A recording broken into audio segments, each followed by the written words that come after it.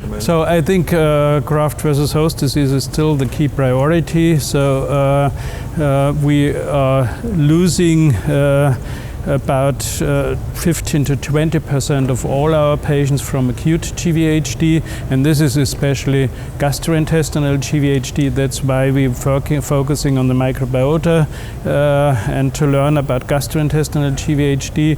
The second issue is chronic graft versus host disease, which is not as dangerous, but still disabling the patients and preventing quality of life. So in new analysis, we say we do not want that the patient survives, but we want that he survives relapse-free and also graft versus host disease-free, because graft versus host disease is interfering with the quality of life. So I think these are the main issues to avoid graft versus host disease, or bring it down to a level where the patient can have a almost normal life. Yeah. I think there are several approaches to improve outcome of GVHD.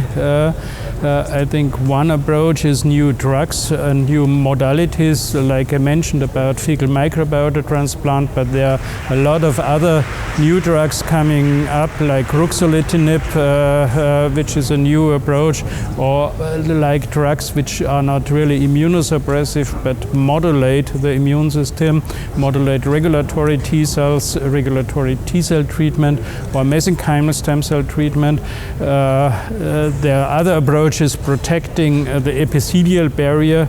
So I think that's the good thing at the moment, that a lot of new approaches are coming up, and we have to test them step by step, and there is hope for the patient. 10 years ago we had only corticosteroids to fight against graft versus host disease, and this was deleterious, but now we have a lot of options. That's point one. The other issue, and we are also involved in this research, is again early diagnosis of graft versus host disease. If we wait until the patient presents with symptoms, we know that there is a subclinical period of GVHD which starts weeks and even months earlier. Yeah?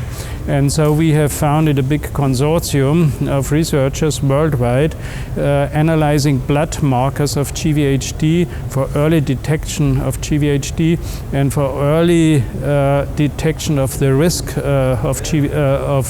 a patient has GVHD. We cannot decide if this is a bad GVHD where the patient has a high likelihood to die or not. And we have now established markers to make these decisions, who will go for GVHD, who will have a severe GVHD, and we are now starting to do risk-adapted treatment as everywhere in medicine. Also, we now hope to have the chance to do individualized treatment based on the risk of biomarkers, which allow us detection of GVHD much earlier than previously. And of course, the hope is if we can treat earlier, the damage to the patient is less, and so survival will be better.